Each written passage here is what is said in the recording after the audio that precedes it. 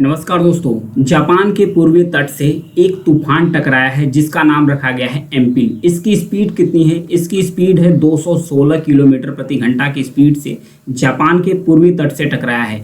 इससे जापान के 4 लाख लोग प्रभावित हुए हैं। तो आइए, इससे पहले जापान के अंदर भूकंप आया था, फिर उसके बाद सुनामी आई थी। तो आइए इस वीडियो में समझेंगे कि जापान में ही सबसे ज़्यादा सुनामी क्यों आती है, सुनामी होती क्या है, इसका संबंध रिंग ऑफ फायर से कैसे है और रिंग ऑफ फायर क्या होता है, समझेंगे इस वीडियो में डिटेल से। तो बने रहिए वीडियो के लास्ट तक। तो यहाँ समझते हैं, प्रशांत महासागर में इस तूफान की उत्पत्ति हुई है 216 किलोमीटर के स्पीड से, 216 किलोमीटर के रफ्तार से जापान के पूर्वी तट से टकराया है। यहाँ पर 4 लाख से ज़्यादा लोग प्रभावित हुए हैं इस तूफान से।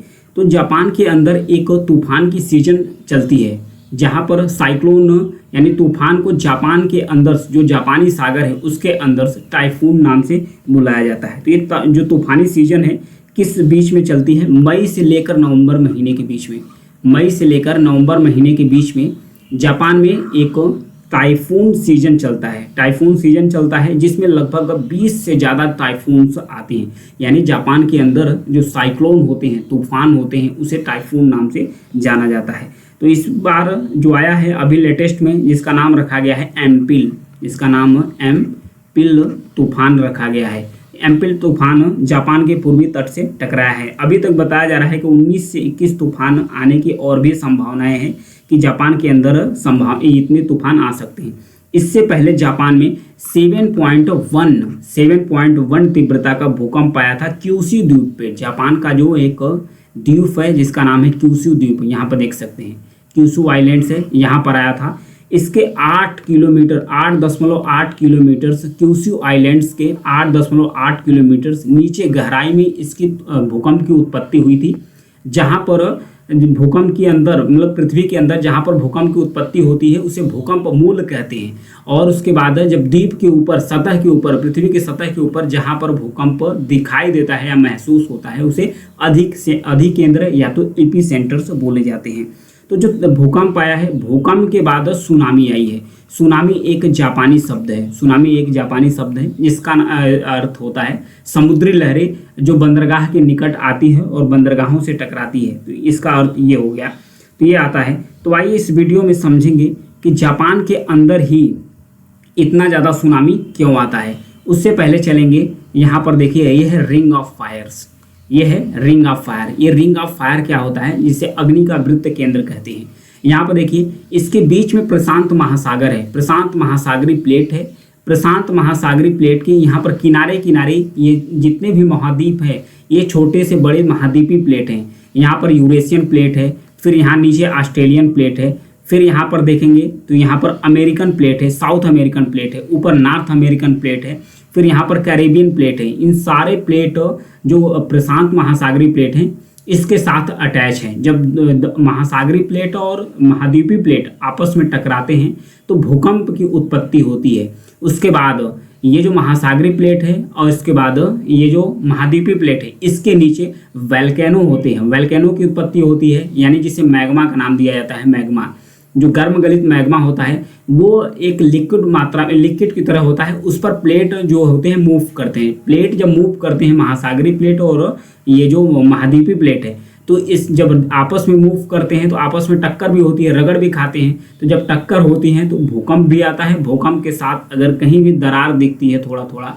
तो वहाँ पर जो वोल्केनो है यानी कि जो ज्वालामुखी है उसका भी उद्गार देखने को मिलता है। जब भूकंप आता है, ज्वालामुखी आती है, तो फिर भी उसी के साथ आता है सुनामी। उसी के साथ सुनामी आती है। तो इसका सबसे बड़ा रीजन है भूकंप के लिहाज से सबसे ज़्यादा सेंसिटिव एरिया में स्थित है जापान, क्योंकि ये 2 टेक्टोनिक प्लेटों के जंक्शन के पास स्थित है। कहाँ है लोकेशन जापान का? यहाँ पर देख सकते हैं।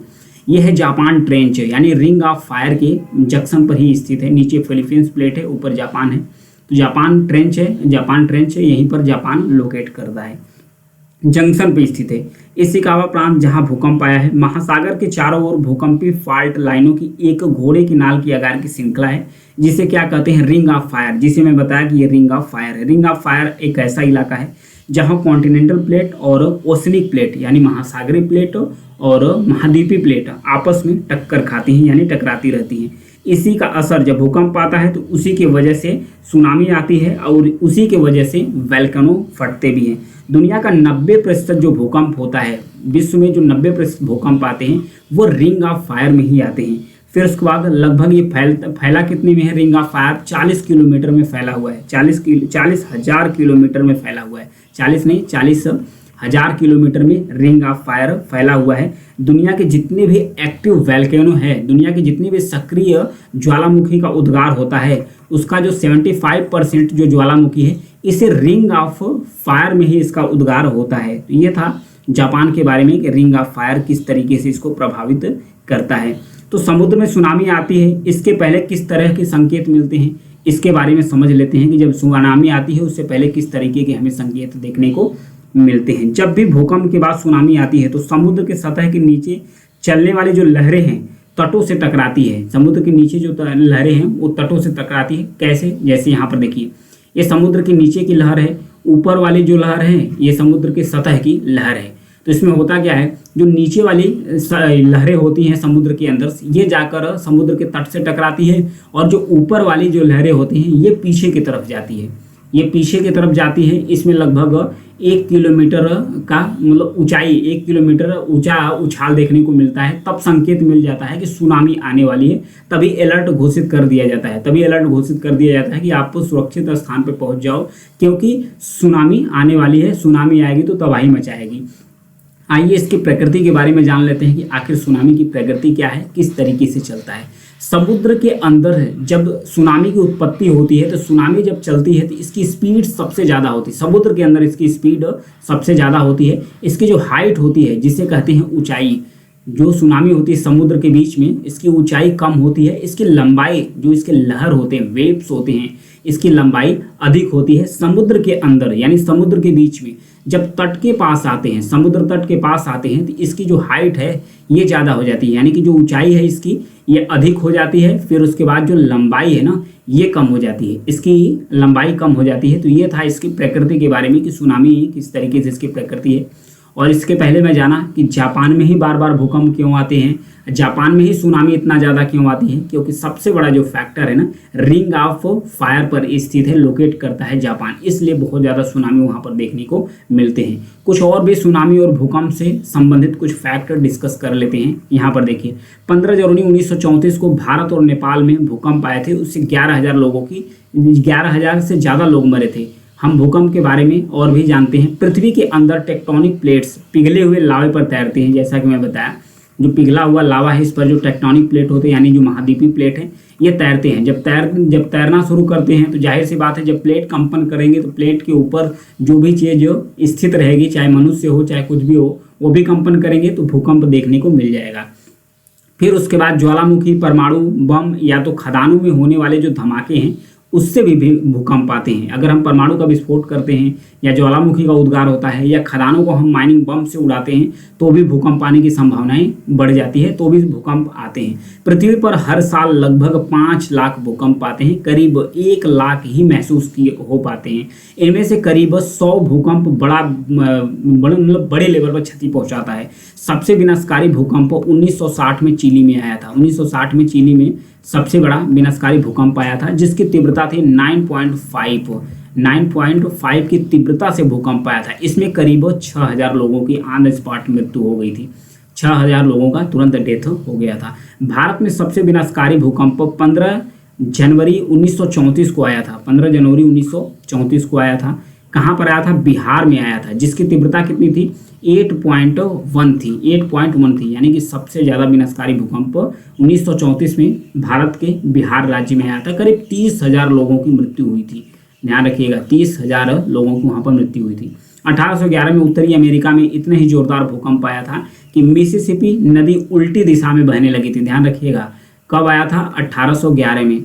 1811 में अमेरिका में, उत्तरी अमेरिका में इतना ज़बरदस्त भूकंप आया था कि जो मिसिसिपी रिवर है ना, मिसिसिपी जो रिवर है वो क्या कर रही थी? उल्टे दिशा में फ्लो करना शुरू कर दी थी। भूकंप से सबसे ज़्यादा खतरनाक एवलांच हिमस्खलन होता है। 1970 में पेरू में हुआ था। इसकी सबसे रफ्तार कितनी थी? करीब 400 किलोमीटर प्रति घंटे की रफ्तार से इसकी स्पीड थी, करीब 18,000 लोगों की मौत हुई थी। भूकंप से सबसे ज़्यादा खतरनाक लैंडस्लाइड्स चीन के क्वांसू प्रांत में 1920 में हुआ था। कब हुआ था? 1920 में हुआ था। करीब 2 लाख लोगों की मौत हुई थी। 26 दिसंबर 2004 को इंडोनेशिया में भूकंप आया था, जिससे हिंद महासागर में सुनामी आ गई थी। इससे करीब 2.30 लाख लोगों की मौत हुई थी। यानी कि करीब कह सकते हैं कि 2.25 लाख यानी 2.5 लाख के करीब आप कह सकते हैं कि इतने ज़्यादा लोगों की मृत्यु हुई थी। तो ये था खतरनाक भूकंप के बारे में फैक्ट। भूकंप कैसे आता है, फिर उसके बाद वल्केनो कैसे आता है, सुनामी कैसे आती है, जापान में ही कैसे आती है, रिंग ऑफ फायर क्या है, इन सारे मुद्दे को मैंने डिटेल से डिस्कस किया। Thank you.